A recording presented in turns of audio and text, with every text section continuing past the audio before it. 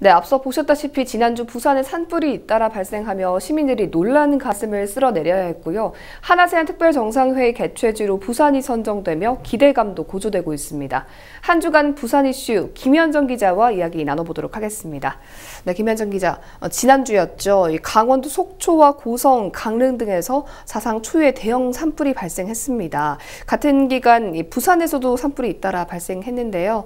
김현정 기자는 현장에서 굉장히 취재를 한 것으로 알고 있는데, 일단 이 해운대구 운봉산 화재 최초 발생이 지난 2일 낮이었죠. 네, 그렇습니다. 2일 오후 3시 18분에 해운대구 반송동 운봉산에서 산불이 발생했습니다. 네. 진화 헬기가 철수되면서 정말 밤새 불길이 계속 이어졌고요. 무려 3,600여 명의 진화 인력이 투입되는 정말 대형 산불이었습니다. 네. 하지만 해가 지고 헬기가 철수되면서 주민들이 대피하고 아주 일촉즉발의 상황이 벌어졌다고요? 맞습니다. 인근의 마을과 요양원 그리고 장애인 시설 등이 있었는데요. 인근 주민 무려 670여 명이 밤새 대피하기도 했습니다. 네. 또 밤사이 진화 인력은 이 불을 끈다기보다는 민가로 불이 확산되는 걸 막기 위해서 방화선 구축에 정말 총력을 기울였다라고 얘기를 할 수가 있었는데요. 네. 다음 날 오전에는 무려 19대의 진화 헬기가 투입되면서 18시간 만에 큰 불이 잡혔다라고 했습니다. 그래서 네. 잔불 진화 작업만 하면 된다라고 했는데 다시 또 이 5일 자정에 재발랄해서 주민 100여 명이 대피를 했고요. 운봉산 산불은 축구장 28개 규모 무려 20만 제곱미터가 소실되기도 했습니다. 네, 바로 이어서 기장군에서도 산불이 발생했죠.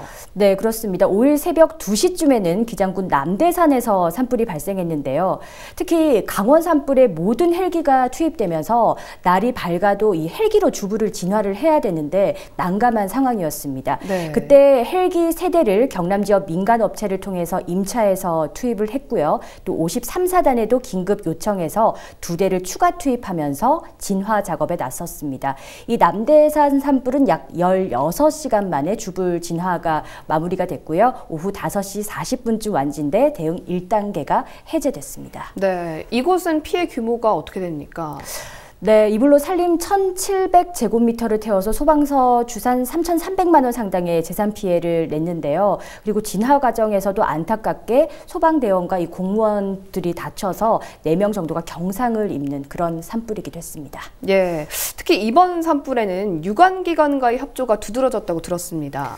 네, 그렇습니다. 소방대원을 비롯해서 경찰과 군, 그리고 산림청 관계자들, 그리고 산불이 발생한 해운대와 기장군의 자치단체장, 국회의원, 구의원, 군의원들까지 네. 직접 이 등짐을 메고 산불을 진화하는 그런 모습을 볼 수가 있었고요. 네. 또 SNS를 통해서 실시간의 현장 상황 등을 공유하면서 시민들과 소통하는 모습도 이전과는 좀 달라진 그런 진화 작업의 모습이었습니다. 네, 확연히 좀 다른 모습이네요.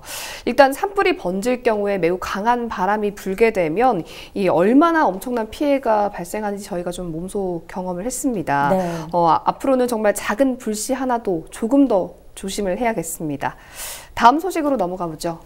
네, 바로 한아세안 대화관계 30주년을 기념해서 오늘 11월 25일과 26일 양일간 부산에서 한아세안 특별정상회의 개최가 바로 발표가 됐습니다. 네. 이 행사는 이 문재인 정부 들어서 우리나라에서 열리는 최대 규모의 국제회의이기도 해서 굉장히 주목을 받고 있습니다. 네, 부산은 지난 2014년도에도 유치를 했었는데 5년 만에 2번째 회의를 개최를 하게 된 거네요.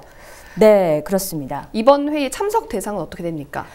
네, 문재인 대통령을 비롯해서 아세안 10개국 정상과 또 아세안 사무총장 등이 참석하는데요. 각 정부 관계자와 민간 기업인 등까지 포함하면 전체 참석자 수는 무려 10,000여 명에 달할 것으로 예측되고 있습니다. 네. 그리고 또 북한 김정은 국무위원장의 참석 여부가 굉장히 눈길을 끌고 있는데요. 네. 이 여부는 남북대화와 북미관계 진척 여부에 따라서 결정될 예정인데 이를 통한 기대 효과가 굉장히 큽니다.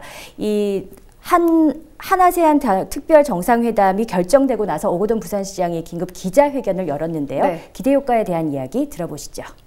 부산은 한아세안 특별 정상회의의 2회 연속 개최로 동북아 해양 수도로서의 국제적 위상과 도시 브랜드가 높아지고 동시에 한아세안 협력의 대표 도시로서 자리매김할 것입니다. 무엇보다 부산 경제 발전을 견인할 신남방시장 진출과 남북 경제 협력 사업을 선도하게 될 것입니다.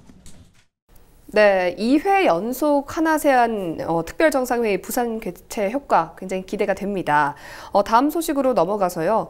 오거돈 시장이 부산 대개조 프로젝트 일환으로 부산 진구에서 부산 대개조 정책 투어에 나섰죠.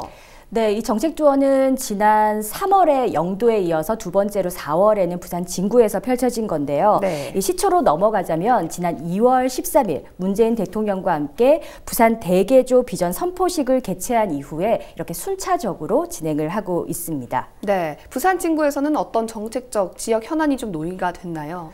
네, 먼저 부전역을 방문해서 경부선 지하화와 부전역 복합 환승센터 건립에 대한 현황을 살펴봤고요. 이어서 또 부산 시민공원에서 부산 진구민 200여 명과 함께 토론회를 진행을 했습니다.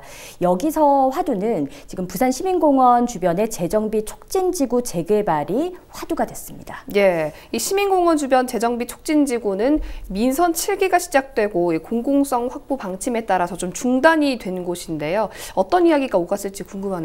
네, 이날 주민들은 시민공원 주변의 재정비 촉진지구 허가를 조속히 해달라라고 현장에서 촉구를 했고요.